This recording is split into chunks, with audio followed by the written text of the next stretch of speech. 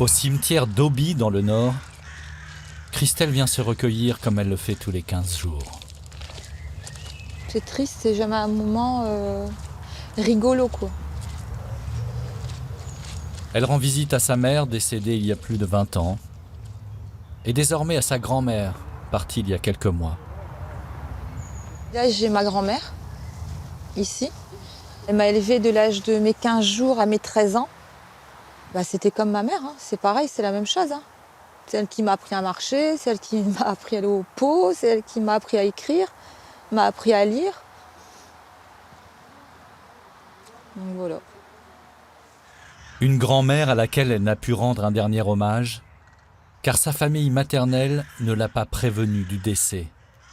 En cause, selon Christelle, son unique tante, la sœur de sa mère, qui aurait voulu s'accaparer l'héritage. Ils auraient pu au moins me prévenir. Un petit coup de téléphone, un SMS ou qu'importe, il y a assez de moyens de communication. Mais bon, c'était pas leur choix. En France, une succession sur 5 se passe mal. Des conflits parfois violents qui peuvent faire exploser les familles. Dans la famille de Christelle, c'est une sombre histoire d'argent qui a tout fait basculer. Franchement, je m'attendais pas à un truc pareil. Je savais même pas que ça pouvait exister en fait. Et les successions, ce n'est pas qu'une histoire de famille. Plus au sud, dans l'Aveyron, Jean-Claude et Corinne, eux, ont hérité du château de Toulouse-Lautrec. Bienvenue. Bonjour, bienvenue au château du Bosc. Problème, ils n'ont aucun lien avec la famille du peintre, laquelle les soupçonne d'avoir abusé de la confiance d'une vieille dame pour figurer sur son testament. Les gens qui vous ont dit, mais dégagez, qu'est-ce que vous faites là? C'est très violent. Des testaments qui peuvent parfois changer une vie. C'est ce document qui va nous envoyer tous à une bagarre terrible. Pierre a hérité d'une lourde mission, gérer la fondation de son grand-père, l'artiste Victor Vasarely. Une fondation dont, selon lui, sa belle-mère aurait détourné des tableaux pour une valeur d'une dizaine de millions d'euros. C'est très facile d'accuser. Ce sont souvent les gens qui volent, qui vous accusent de vol. Coups tordus, mensonges et trahisons, 3 histoires d'héritage où tous les coups sont permis. Ça commence.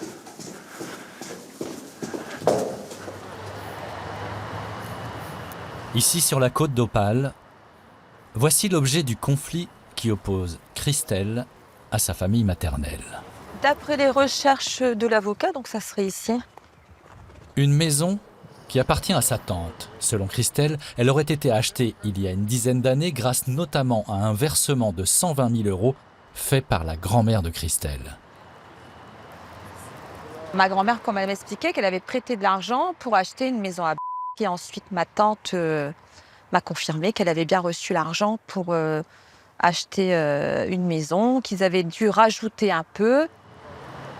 Christelle estime qu'elle aurait dû, dans le calcul des parts d'héritage, récupérer la moitié de cette somme d'argent, la part de sa mère. Je me suis dit, le jour où il arrive quelque chose, il y a la part de ma mère qui me revient. Enfin, comme elle était décédée, donc c'était moi qui venais en représentation de ma mère. Mais non, j'ai rien récupéré. Rien du tout. Sa tante nie catégoriquement avoir reçu ces 120 000 euros. Christelle, elle, n'a touché que 1 900 euros de la succession de sa grand-mère, une situation qui a brisé complètement les liens entre Christelle et le reste de sa famille. Il ne lui reste désormais que son père, Bonjour, c'est moi. un ancien mineur de fonds qu'elle voit presque tous les jours. Ah, il fait froid dehors. C'est froid. Ah ouais. T'as rien mangé encore? J'ai pas mangé? Si, j'ai mangé. L'heure est au souvenir d'une époque heureuse. Bon, là, c'est moi. Là, c'est la naissance de Théo. Tu te rappelles, Théo? Et là, il y avait Pépé, toi, mamie et moi. C'est ça. C'est vieux. Hein. Ouais. Je suis contente de les voir, mais en même temps, c'est bizarre. Ça fait du bien. Je me dis, ça n'a pas existé, en fait, c'est pas possible. Mais en fait, si, ça existait, parce que c'est là. Mais attends, voilà, il n'y a plus rien. Tu sens, en gros. Pour Christelle, cette situation est invraisemblable. C'est taillé vin, ça. Ce qu'elle ne comprend pas, c'est comment une famille si unie a pu en arriver à se déchirer de la sorte. Moi, je reviens toujours à ma mère, c'est parce que je fais le rapprochement entre ma mère et sa sœur. Je me suis dit, si c'est bête ce que je vais dire, hein. Je me dis, si elle voit ce qui se passe, elle va Elle serait vraiment très, très déçue de sa sœur, mais très, très déçue. C'est irréel. Comment deux sœurs peuvent s'entendre à merveille, mais sur tous les points, hein, que ce soit sur les vêtements, les sorties, toujours ce sœur, et faire des trucs pour les femmes, franchement, c'est un truc de fou. Et vous étiez proche de votre belle famille? Ouais, au début, ça allait, quoi. Il n'y avait pas de problème, hein. Mais après, ça s'est dégénéré pour une question d'argent. Ça va bien finir par s'arranger, non? Non, pardonne pas, mais... Je peux pas aller plus loin parce que je préfère me taire. Christelle affirme que si elle n'a quasiment rien touché sur la succession, c'est qu'il y a une autre raison. Une raison qu'elle aurait découverte en épluchant les relevés de compte bancaires de sa grand-mère, sur laquelle sa tante avait procuration.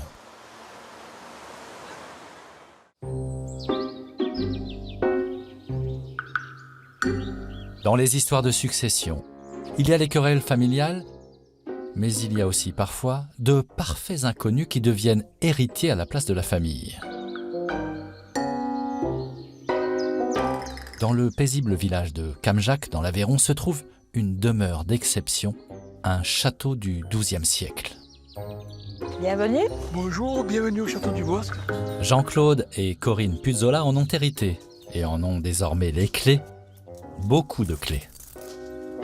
Il y a beaucoup de clés, il y a beaucoup de portes et il y a beaucoup de fenêtres. Cet ancien château fort de 25 pièces, estimé à environ 1 million d'euros, est ouvert au public. Là, c'est Louis XIV. C'est un tableau original. Et c'est Corinne qui se charge de la visite guidée. Et vous avez là cette épée d'apparat qui avait été offerte par Lafayette. Et ici, les armoiries d'Adolphe d'Imbert du Bosc, qui était l'arrière-grand-oncle du peintre. Ce peintre dont nous parle Corinne, c'est un géant de l'art, Henri de Toulouse-Lautrec, artiste star du XIXe siècle connu pour ses représentations de la vie nocturne parisienne. Il a passé une partie de sa vie dans ce château.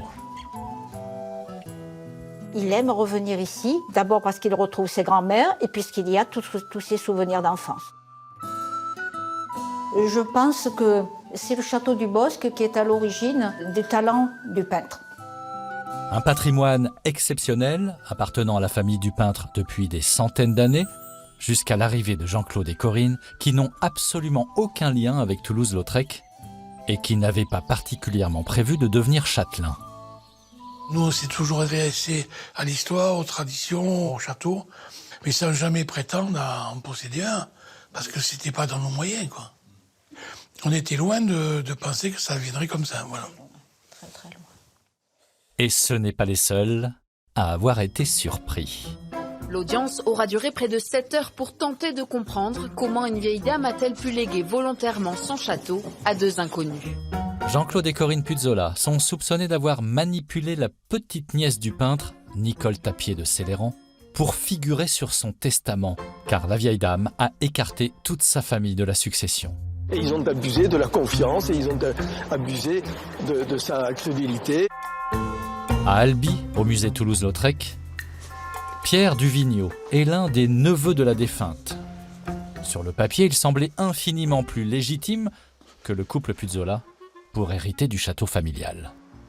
Moi, je suis Pierre Duvigneau, je suis le petit-neveu d'Henri de Toulouse-Lautrec, c'est-à-dire la famille la plus proche du peintre. Son grand-père, Gabriel Tapier de Céléran, était le cousin germain du peintre. Il est présent dans les œuvres les plus connues de l'artiste.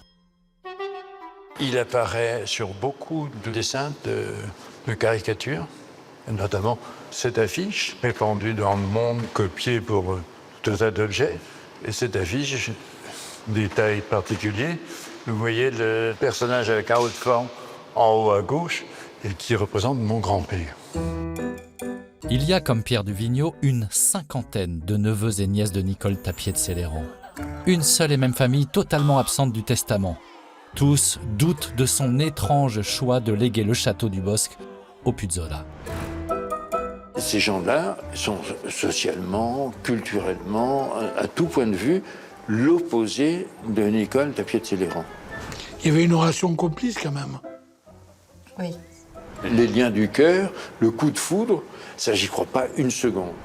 Quand elle vous regardait, c'était profond, quoi. Elle rentrait dans vous, quoi. Si vous voulez, c'est des gens qui voulaient avoir une certaine ascension sociale. Comment? Lui était un affairiste, pas de grande envergure. Elle a un élevage de poulets dans la région de l'Odève, très bien. C'est ridicule, c'est pour la rabaisser. Nicole Tapier de Céléran était à l'opposé de ça. C'est absolument évident. Sommes-nous face à une élite traditionnelle frustrée par ce changement de main inopiné? Ou bien face à un abus de faiblesse sur une vieille dame isolée? Dans cet héritage suspect, entre escrocs présumés et héritiers lésés, il y a deux versions pour une seule vérité. Côté pile, l'arrivée au château de Jean-Claude et Corinne Puzola ressemble à s'y méprendre à un joli conte de fées. Il était une fois Jean-Claude, producteur de musique, et Corinne, éleveuse de volailles dans l'Hérault. Une vie ordinaire, loin, très loin du château du Bosc, jusqu'au jour où quelqu'un les contacte. La présidente d'une association qui aide la propriétaire du château, Nicole Tapier de Céléran, à sauvegarder l'héritage familial, elle a besoin de renfort. Jean-Claude et Corinne, passionnés d'histoire, se montrent intéressés. Le projet nous paraissait bien, mais on connaissait ni le château, on n'était jamais venu ici. On connaissait pas la propriétaire, on savait pas, bon. Mais c'était intéressant, ça allait dans les choses qui nous intéressaient.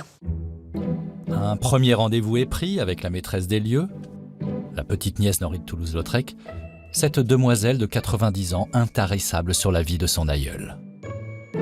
Lautrec, on parle toujours du pain du Moulin Rouge, mais avait un goût, si on peut dire, très rural. Elle nous a fait elle-même la visite. Elle nous a montré toutes les pièces. Je m'extasiais devant les parquets en bois, qui étaient très bien cirés. Elle me dit, c'est moi-même qui le fais. Je dis, à votre âge, vous faites ça toute seule? Elle me dit, oui, c'est pas un problème, bon. Elle a voulu qu'on se présente, qu'on discute et tout. Voilà, ça, le courant est passé. Ça lui plaisait, notre amour des monuments, de l'histoire et tout ça, voilà. Ce premier rendez-vous est un succès. Il y en aura d'autres, beaucoup d'autres. Le couple va même s'installer au château. La nièce de Toulouse-Lautrec, qui n'a pas d'enfant, aurait alors vu d'un très bon œil ce couple providentiel venu l'aider à préserver le patrimoine familial. D'autant plus que Jean-Claude et Corinne ont pris très à cœur leur mission en entreprenant de gros travaux. On a dépassé les 200 000 euros de travaux. Donc on a changé 46 paires de volets, quelques fenêtres, et on a tout repeint. Alors après, il y a les douves. Donc on a nettoyé, on a juste vidé. On n'a rien touché. Vous voyez comment ça arrive. Hein.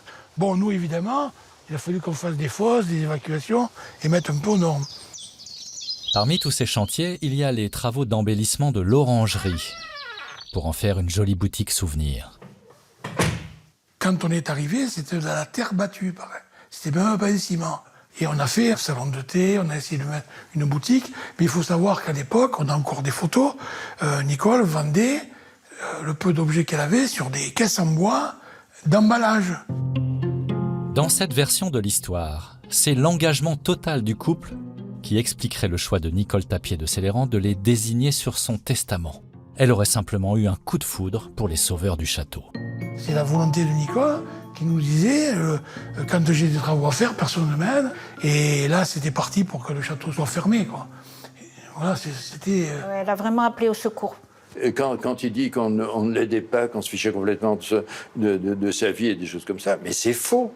Mais c'est archi faux. Les travaux qu'ils ont faits, donc ils ont fait des choses, c'est vrai qu'ils ont repeint les volets, mais, comble du bonheur, ils payaient ses factures avec l'argent de Nicole. De même, ils avaient demandé un prêt de 20 000 euros que Nicole avait accepté, puisque c'était pour faire des travaux au Bosc. Cet argent a servi à acheter une Mercedes d'occasion et à rembourser un prêt à la consommation. Et ils ont siphonné les comptes de Nicole. Voilà. Tout est là. Ils ont des trucs contre nous, mais il n'y a rien. On nous accuse de trucs, mais il n'y a rien. Oui, donc quand ta maman, ils disent, ouais, mais ils ont pris des sous à Nicole, ils ont acheté une voiture, non, la voiture de ma femme, j'ai acheté avec mes sous. Donc, on peut faire des jeux d'écriture, si on veut. C'est dur, tout ça, vous savez, monsieur, c'est compliqué. Dans ce parole contre parole, difficile de démêler le vrai du faux. Mais des éléments troublants concernant le testament vont être découverts. Ils vont accabler un peu plus Jean-Claude et Corinne Puzzola. Dans les affaires d'héritage, il y a les histoires de famille, où l'on se bat pour quelques dizaines de milliers d'euros. Je lâcherai rien, je récupère jusqu'au dernier centime. Il y a les histoires où les sommes sont un peu plus conséquentes. Nous, on s'est toujours intéressés au château, mais sans jamais prétendre à en posséder un. Et il y a celles où l'on compte en dizaines de millions d'euros. Parmi ces héritages hors normes, il y a celui de l'un des plus grands artistes du XXe siècle, Victor Vasarely. Une succession qui a déclenché une guerre qui dure depuis 30 ans entre le petit-fils et la belle-fille de l'artiste. Deux forts caractères qui se pensent tous les deux seuls héritiers légitimes. J'ai eu la chance d'être l'unique petit-fils, d'avoir partagé des moments simples avec lui. Moi aussi, je connais ma grand-mère. Vous voyez, je la voyais aussi au moment de Noël et un peu pendant les vacances. Mais moi, j'étais présente, j'ai participé à l'histoire de l'art. Une opposition entre lien du cœur et lien du sang, avec une forte suspicion réciproque de détournement d'héritage. C'est un vol pur et simple, c'est une escroquerie. Il n'a pas de preuves puisque c'est pas vrai. C'est facile d'accuser. Prouve. Dans la famille Vasarely, voici Pierre, le petit-fils. Alors voici l'entrée des plasticiens. À Aix-en-Provence, il a hérité par un testament de l'artiste de la gestion de la fondation créée par son grand-père, un musée spectaculaire. Alors nous sommes dans la salle centrale, la salle numéro 5, qui présente l'intégralité des œuvres en carton sérigraphié, en carton peint. Et là, nous accédons à la salle peut-être la plus emblématique de la Fondation, qui présente en fait tout le travail sur verre réalisé par Vasarely, qui le fera reconnaître dès les années 50 comme étant le maître de l'art optique. Car son papy avait une petite manie, celle des petits ronds et des gros carrés, de tout ce qui était géométrique et coloré. Un style unique pour un artiste star des 30 Glorieuses. Nous rencontrons maintenant Vasarely, qui est interviewé dans son atelier par Michel Polnareff. C'était le peintre de la modernité. On le retrouvait partout, hein, dans la mode et dans le design, dans l'architecture bien sûr, dans la musique. Tous les grands musées se devaient d'avoir son C. Vasarely. Attention à la marche. Arrivé de Hongrie dans les années 30 avec des convictions communistes bien ancrées, le grand-père de Pierre a souhaité rendre l'art accessible à tous. Donc voilà, on voit véritablement l'importance de positionner ce bâtiment au milieu des cités populaires. C'était pour lui une preuve d'amour, une preuve de respect pour son pays d'accueil. Ainsi, Victor Vasarely va léguer à la France des centaines de tableaux pour un montant total de plusieurs dizaines de millions d'euros. Donc, ce sont des œuvres absolument majeures, hein, comme celle-ci, l'atelier, avec ce magnifique autoportrait sur pied de 1945. Cette œuvre confetti aussi, ces œuvres des années 40, qui sont importantes aussi. Mais ce qui est offert aux Français par Victor Vasarely n'est donc pas donné à ses héritiers. Les deux enfants du peintre, André et Jean-Pierre, l'oncle et le père de Pierre, sont-ils ravis ou au contraire contrariés par cette manne qui leur échappe? C'est toute la question. Ces enfants vont complètement adhérer à ce principe. Quand ils donnent à la Fondation, ils donnent à la France avec sans aucun espoir de retour. C'est comme ça que les enfants, encore une fois, comprennent la chose. Des œuvres données gracieusement à la France avec l'accord de toute la petite famille. L'histoire est belle, peut-être un peu trop belle. Car dans la famille Vasarely, il y a aussi la belle-fille, Michel, une pièce rapportée, comme on dit, mariée à Jean-Pierre en seconde noces, la belle-mère de Pierre. Et par un étrange tour de passe-passe successoral, elle va récupérer une partie des œuvres que l'artiste avait léguées à la France. Des œuvres qui se trouvent désormais loin, très loin d'Aix-en-Provence. Porto Rico, au cœur des Caraïbes, territoire des États-Unis. Un joli paradis fiscal avec ses plages, ses touristes, ses jolies maisons colorées, son exotisme et aussi Michel Vasarely. Bonjour, rentrez, La fameuse belle-mère de Pierre. rentrez. Ah, le chat de la rue. Il était là. À tout à l'heure, chérie. Voilà. C'est donc ici, dans cette maison en plein cœur du vieux San Juan, la capitale, qu'elle a posé il y a 20 ans ses valises pleines de Vasarely. Alors c'était un endroit religieux, ça appartenait au Vatican. Jusqu'à maintenant d'ailleurs, jusqu'à ce que je puisse avec beaucoup de difficulté la voir. Donc c'est assez grand. J'ai organisé avec des choses que j'avais de France, enfin de ma vie passée.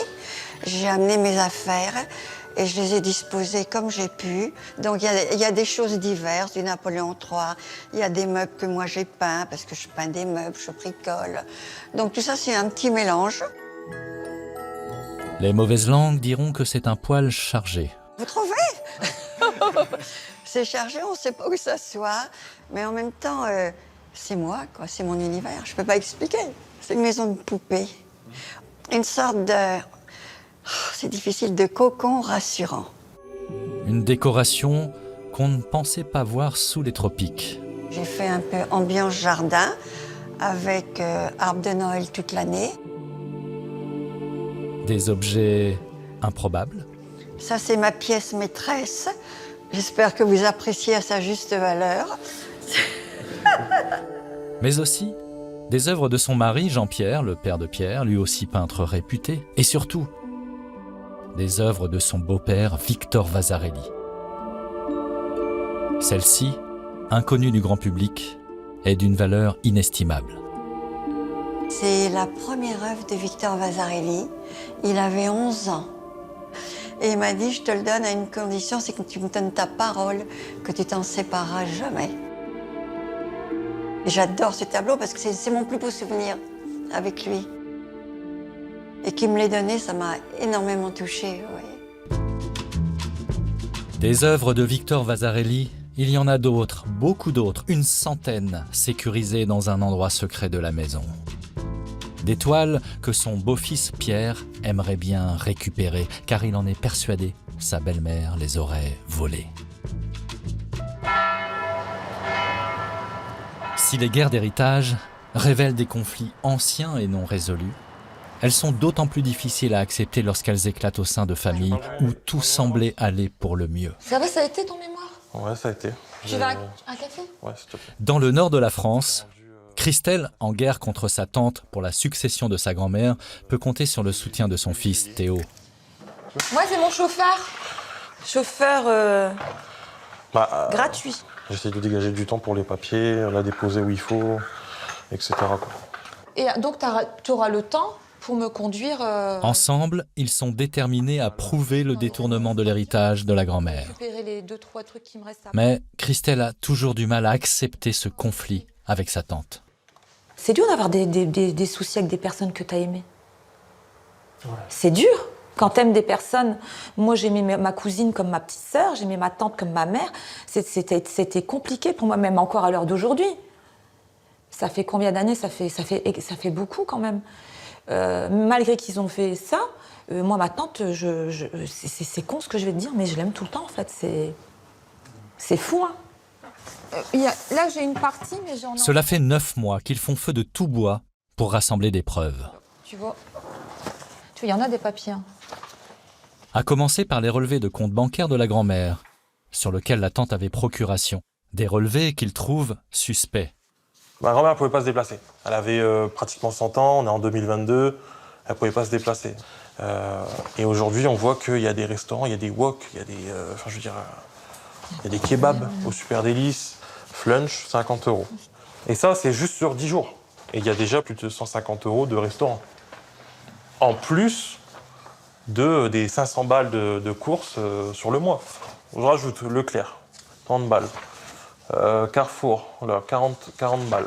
Lidl, 20 balles. Carrefour, 300 €. Des opérations financières quasi quotidiennes, Fais voir ça. même après le décès de la grand-mère. J'ai ma grand-mère qui est décédée le 15 août 2022.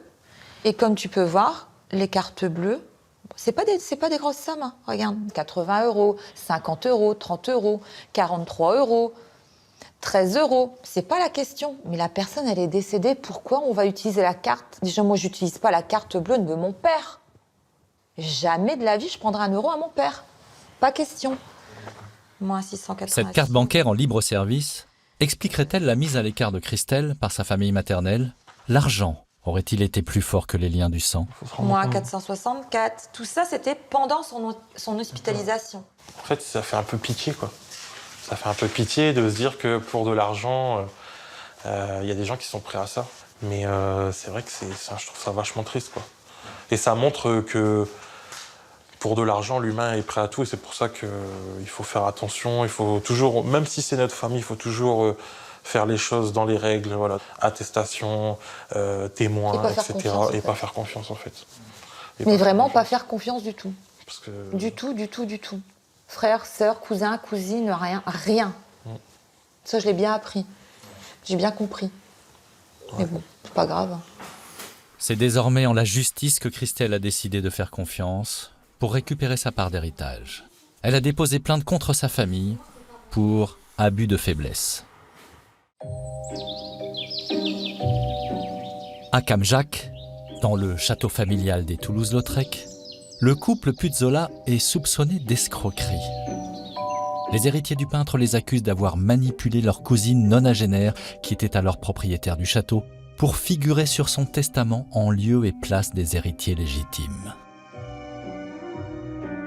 Pierre Duvigneau, l'un des neveux de la défunte, aurait même reçu des confidences de sa tante au sujet de ce couple venu de nulle part.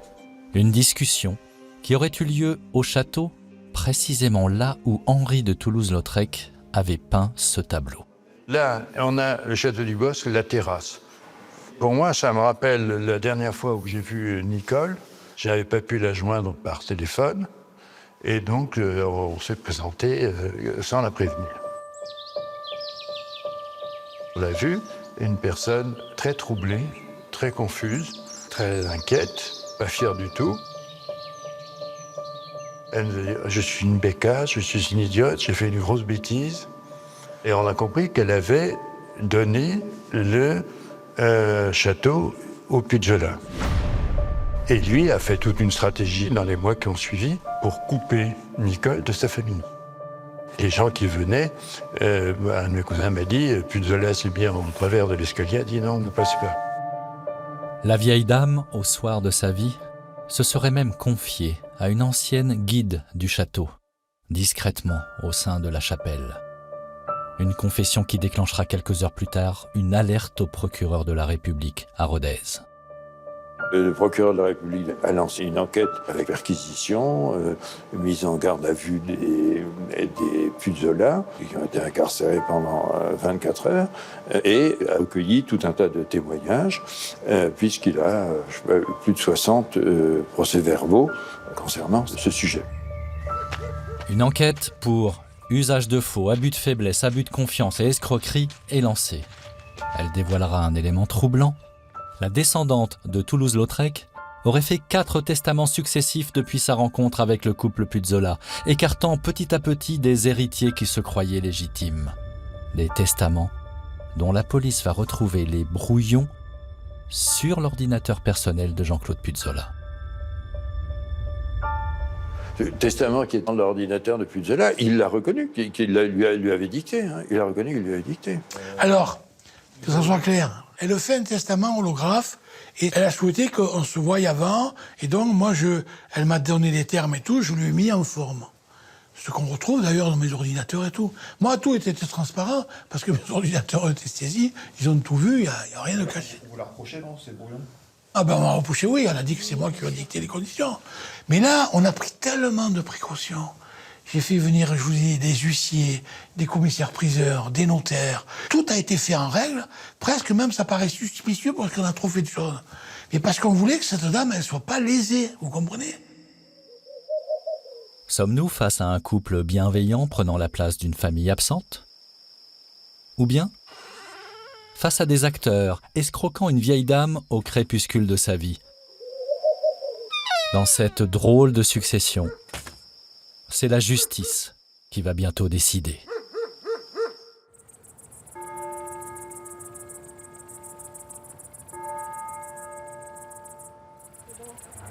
C'est à Gordes, dans le Vaucluse, que l'on retrouve Pierre, le petit-fils de Vasarely. C'est ici qu'étaient initialement exposées les œuvres que détient sa belle-mère à Porto Rico. Au sein de ce château, que l'artiste Vasarely avait fait rénover sur ses deniers personnels.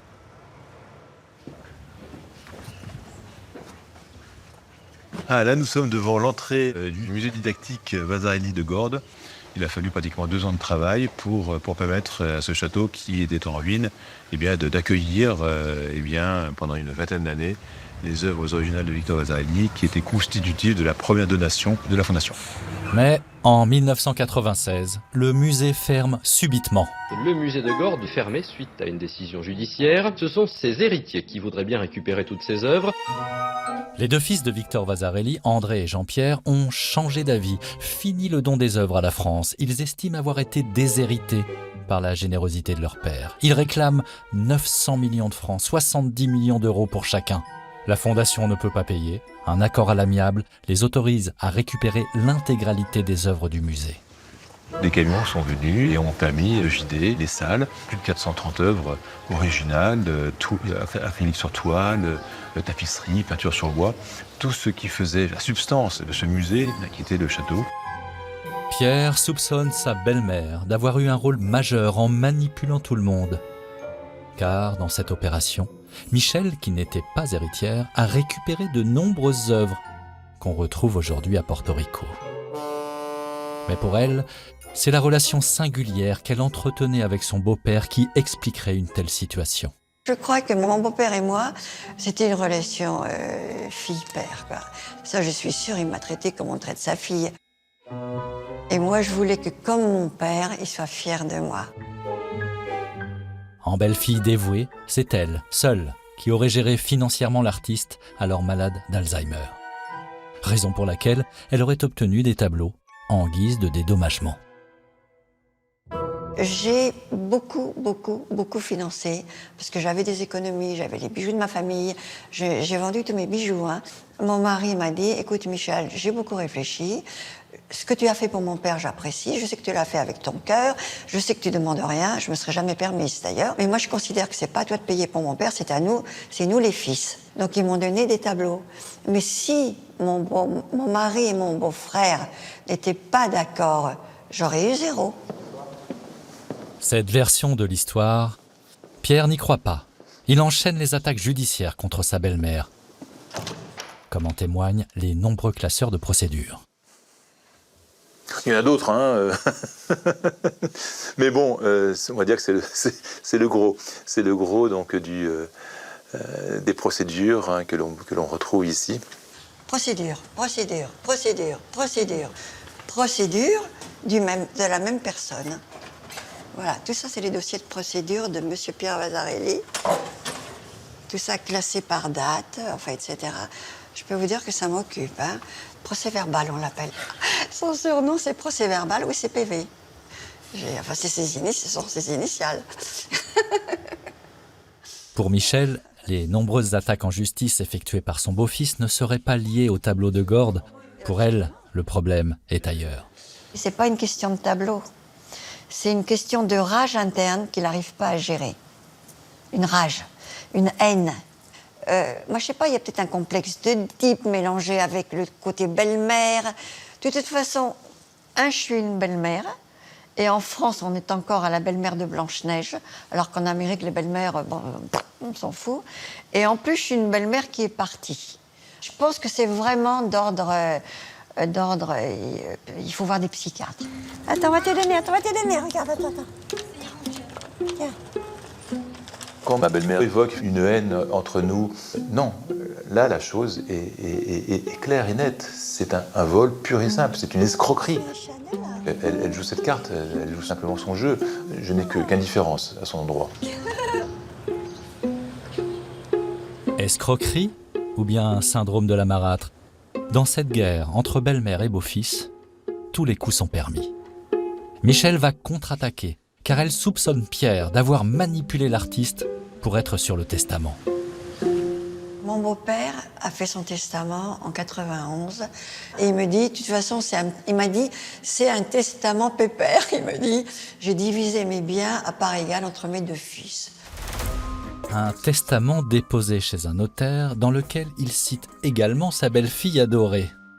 Je souhaite que ce soit ma belle-fille, Michel Vasarely, qui siège après moi au conseil d'administration, et seulement si elle en était empêchée, ce serait à mon petit-fils Pierre de la remplacer. Avec ce testament, Michel pense obtenir le contrôle de l'œuvre de l'artiste. Mais il va y avoir une surprise de dernière minute. Un second testament, écrit 2 ans après le premier, qui désigne finalement comme seul digne héritier Pierre, le petit-fils. Je sous-signais Victor Vasarely, artiste peintre, saint de corps et d'esprit, donne à Pierre Vasarely, mon unique petit-fils, l'ensemble de la quantité disponible. Il est le seul apte à assurer la pérennité et la confirmation de mon œuvre au sein de la Fondation Vasarely qui porte mon nom. Ça signifie que nous aurions été 3 héritiers, mon oncle, mon père et moi-même. Et de par cette capacité à devenir le légataire universel, je deviendrai le titulaire du droit moral. 2 testaments à 2 ans d'écart, avec Michel, la belle-mère, qui disparaît de la liste des héritiers. Pour elle, c'est forcément suspect. Bah oui. Victor était proche de la mise sous tutelle et il était proche déjà d'aller dans un centre pour être soigné. Comment il va le faire enregistrer chez un notaire? C'est le notaire de Pierre d'ailleurs. Comment il va le faire enregistrer? Michel soupçonne Pierre d'avoir abusé de son grand-père atteint d'Alzheimer. Des doutes partagés par l'oncle et le père de Pierre. Tout sera fait pour minimiser la portée de ce document et sera fait pour m'écarter de façon définitive de la famille. Je vais être le vilain petit canard ou le mouton noir. Et donc, avec cette fin de non-recevoir qui me sera opposée, je me verrai dans l'obligation d'attaquer André et Jean-Pierre Vasarely devant la justice. Une accusée qui devient elle-même accusatrice. Un petit-fils devenu indésirable qui attaque son père et son oncle. Chez les Vasarely, le combat est sans merci. Il va être dévastateur. Quand on a reçu l'assignation, mon mari, il l'a pris comme une trahison, vous voyez. Et je lui ai dit, mais ça va se calmer, je vais arranger les choses, il va retirer sa plainte. Et ça s'est pas calmé du tout. Pierre s'est entêté. Mon mari, il a généré un cancer fulgurant. Et ça a été vraiment un carnage. Mon mari est mort de ça. Donc là, j'avais préparé des pièces pour vous. Et si Jean-Pierre, le père de Pierre, n'est plus là aujourd'hui, Michel compte bien continuer le combat. Avec Sarah, son assistante. Michel a travaillé pendant des années à la récupération d'éléments de preuve qui, selon elle, la rendent beaucoup plus légitime que Pierre pour gérer l'héritage Vasarely. C'est toutes les pièces qui sont relatives à mon beau-fils et aux volontés de l'artiste. Il y a surtout... Ça, c'est la dernière lettre de Vasarely. La dernière des dernières. Mon œuvre est toute ma vie, toute ma confiance est en Michel, elle doit la protéger. Lisez les écrits de l'artiste. Voilà. Et il venait pas voir son grand-père. Il est venu une fois. Il y a pas une lettre de l'artiste qui se plaint ou je sais plus quoi. Tableau soi-disant détourné, testament soi-disant falsifié. Dans cette guerre de succession où tout le monde a sa propre vérité, il va y avoir un dénouement inattendu, ici, à Porto Rico, dans ce petit territoire des États-Unis. Michel ne le sait pas encore, mais le FBI, le Bureau fédéral d'investigation, va venir frapper violemment à sa porte, à la demande de la justice française. Au château du Bosc, pour le couple Puzzola, accusé d'avoir détourné l'héritage de la famille Toulouse-Lautrec, l'heure est à la décision de justice. Pour le procureur de la République, il y a bien eu un abus de confiance et de faiblesse. 18 mois d'emprisonnement avec sursis ont été requis, ainsi que l'obligation de dédommager les parties civiles et de leur restituer le château familial. Pour les héritiers de sang, descendants du peintre et de la victime présumée, ce procès va bien au-delà d'une simple question d'argent. Notre démarche n'est pas intéressée. On ne veut pas chercher de l'argent. On se bat pour l'honneur, on ne se bat pas pour le fric. C'est pas du tout ça. C'est une aberration. Enfin, quelque chose qui est moralement insupportable. Moralement. C'est plus qu'un héritage. J'ai jamais eu peur. J'ai toujours eu confiance, mais quand même. On ne sait pas, quoi. Vous voyez, c'est la justice, on ne sait pas ce qui peut se passer. Parce que on est au milieu d'une salle qui était évidemment contre nous, hein. Oui, c'est compliqué. Je peux rien vous dire d'autre, c'est compliqué. Compliqué aussi pour la justice de déterminer quelles étaient les dernières volontés. Une justice des vivants qui doit faire parler les morts. Escroc manipulateur ou lien du cœur, la justice va trancher. Le soulagement pour les époux Puzzola. Aucune des charges pour lesquelles ils étaient poursuivis n'a été retenue contre eux par le tribunal. La juge, quand elle nous a relaxés, je vous assure, j'avais envie de monter et embrasser. Non, mais, vous pouvez pas savoir, c'est important. Ça aurait fait jaser. Ça fait jaser. Et puis, ils ont débouté les parties civiles, toutes les parties civiles de toutes leurs demandes. C'est la victoire d'une vieille dame qui s'est battue toute sa vie comme sa famille, qui a décidé pour elle à chaque fois ce qu'il fallait qu'elle fasse. Et on est juste là pour tenir ce château ouvert, comme elle le souhaitait. Le couple est relaxé. Du moins lors de ce premier procès, car la famille de Toulouse-Lautrec fait appel de la décision. D'ici là, pour Corinne et Jean-Claude Puzzola, il faudra encore supporter cette étiquette d'escroc présumé, un doute lourd à porter. Ça vous suit, ça vous poursuit. Et puis, à part quelques amis très proches de Nicole, amis, avec qui elle avait confié ce qu'elle avait l'intention de faire au fur et à mesure, ceux-là sont restés et venaient nous soutenir. Il n'y avait plus personne. J'en connais qui se sont suicidés pour moins que ça. Eh bien, ces quelques amis qui sont restés, excusez-moi, aujourd'hui je leur dis encore merci. Ils sont toujours là aujourd'hui. Et Corinne va avoir bien besoin de la bienveillance de ses amis, car depuis notre tournage, un événement s'est produit au château du Bosc. Un nouveau drame que personne n'avait vu venir. Jean-Claude Puzzola est décédé.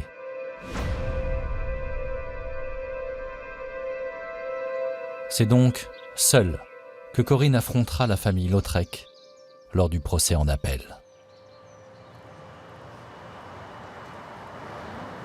Sur la côte d'Opale, Christelle, qui a porté plainte contre une partie de sa famille pour abus de faiblesse sur sa grand-mère, est venue chercher des nouvelles de l'enquête. Voilà. Alors, comment ça s'est passé? Donc, j'ai été reçue par le brigadier chef. Donc, il a fait son enquête, il a interrogé ma tante et mon oncle. Et l'affaire a été renvoyée sur Douai pour un complément d'enquête, en fait. Maintenant, on attend. C'est assez long, tout ça? Ouais, c'est long. C'est long. Ouais, c'est beaucoup d'allées et venues, beaucoup de courriers, beaucoup de mails, beaucoup de gens à contacter. Donc c'est vrai qu'à la force, ça devient fatigant, en fait. À présent, Christelle semble un peu perdue. Non loin de ce commissariat, il y a la maison de sa tante, qu'elle prend désormais le soin d'éviter, par crainte de croiser ceux contre qui elle a porté plainte. Sa famille maternelle, qu'elle a tant aimée et qu'elle ne supporte plus de combattre. C'est la sœur de ma mère, donc c'est dur. Ça fait mal. Ça fait très très mal. J'aurais aimé aller chez ma tante avec mes enfants, faire des repas, faire des trucs.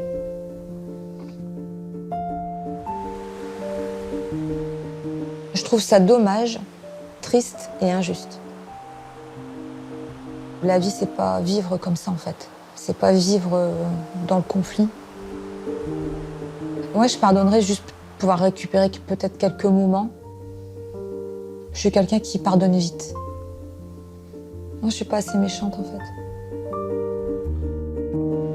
Nous avons sollicité la tante de Christelle et son mari pour recueillir leur version. Ils n'ont pas donné suite à notre demande. Quoi qu'il en soit, dans ces histoires de famille, le pardon reste souvent la seule issue. Mais parfois, les conflits sont tellement violents que la réconciliation devient impossible.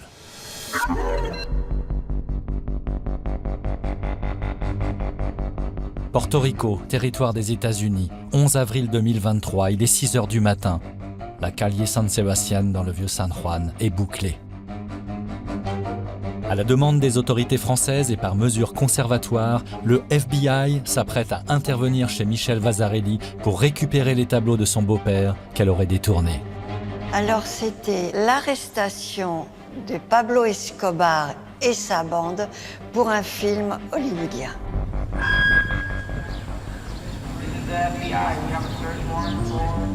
Je n'ai jamais vu ça de ma vie. Dans l'île, ils n'avaient pas vu non plus. Les armes doivent sortir, les hommes armés, etc. Et les armes étaient contre moi. C'est-à-dire, c'était un film. Hein. Il y avait 6 hommes tout en noir cagoulés. On voyait que les yeux et des, je sais pas si c'était des kalachnikovs, enfin des fusils d'assaut, qui étaient devant moi comme ça. Je sais pas, une autre femme serait morte de peur. Et juste là, juste devant, il y avait l'ambulance. Donc ils ont fouillé un peu partout. Ils sont restés toute la journée à farfouiller dans mes affaires. Et puis à 6 h du soir, tout le monde est reparti. Mais pas les mains vides. Le FBI embarque une centaine de tableaux de son beau-père. Le tout estimé à 40 millions de dollars. Une jolie perquise. À 7000 km de là, à Aix-en-Provence, Pierre, le petit-fils de Victor Vasarely, est tout de suite alerté de l'opération chez sa belle-mère. J'ai reçu quelques alertes comme quoi les opérations étaient en cours aux États-Unis, à Porto Rico en particulier. Et donc, je découvre en quelque sorte ce qu'il est en train de se passer. Jamais dans mes rêves les plus fous, j'aurais pu imaginer que cette procédure aboutisse ainsi. D'imaginer que 112 œuvres viennent d'être saisies par la justice américaine avec l'aide de la justice française, oui, pour moi, c'était quelque chose de formidable. Pierre, il s'est déshonoré. Je pense que pousser si loin le bouchon, c'est se déshonorer. Et d'ailleurs, la dernière lettre que son père lui a écrite, il lui a dit que tu es sans morale et sans honneur. Dans la guerre intrafamiliale chez les Vasarely, tout le monde a perdu. Michel vit seule dans sa maison du vieux San Juan, accompagnée seulement de ceux qui travaillent pour elle. Sous mandat d'amener, elle n'a plus le droit de quitter Porto Rico. Également artiste moi-même, j'ai vécu... Jean-Pierre, le père de Pierre, est décédé en 2002, fâché à jamais avec son fils à cause du deuxième testament qui désignait Pierre et écartait sa femme. Je pense que j'en veux autant à ma belle-mère qu'à mon père, dans le sens où je crois que mon père aurait dû, à un moment donné, dire stop. Il aurait dû dire « Allez Pierre, on se retrouve tous les deux, on prend une bonne bière, comme on avait l'habitude de faire par le passé, et puis on s'explique. » Et cette discussion, je ne l'aurai jamais avec lui. Donc je lui en veux de ne pas avoir pris sur lui et puis d'avoir peut-être plus fait confiance en sa femme qu'en moi. C'est aujourd'hui, avec sa femme Caroline et ses 2 enfants, Hugo et Théo, que Pierre tourne cette sombre page familiale. À Gordes, dans la maison de vacances de Victor et Claire Vasarely, dans cette borie où le temps s'est arrêté. C'est vraiment resté dans son jus, c'est vraiment avec les tomates de l'époque. Et puis tout est tellement à l'image de la simplicité de mes grands-parents que oui, c'est quelque chose d'absolument merveilleux. Tout est encore là, la 2 chevaux de la grand-mère, le bureau du grand-père et leur petite manie des petits carrés colorés. Encore des ronds et des carrés. Mais c'est pour le café. C'est désormais toute la famille qui est en charge de la Fondation Vasarely. Et si Caroline et Pierre la dirigent aujourd'hui, Hugo et Théo le feront probablement demain. Ouais, ça tombe dessus et c'est vrai que c'est un choix que Hugo a fait, que je ferai et ouais, c'est génial. Et les garçons ont signé des documents de donation irrévocables au profit de la Fondation. C'est-à-dire qu'on se bat pour la France aussi, comme Victor voulait le faire. C'est une volonté culturelle magnifique de donner. Ben, pourquoi on irait reprendre? De quel droit? On n'a pas de droit. C'est pas parce qu'on est héritier qu'on a le droit de mettre à bas une telle vision. Et au contraire, on l'a fait perdurer au-delà de la vie. Je vous échec. Et si c'était ça, finalement, un héritage? Faire perdurer au-delà de la vie. Tout faire pour figer à jamais les moments partagés avec ceux qu'on a aimés. Faire comme s'ils étaient toujours là. Et faire en sorte que surtout rien ne change.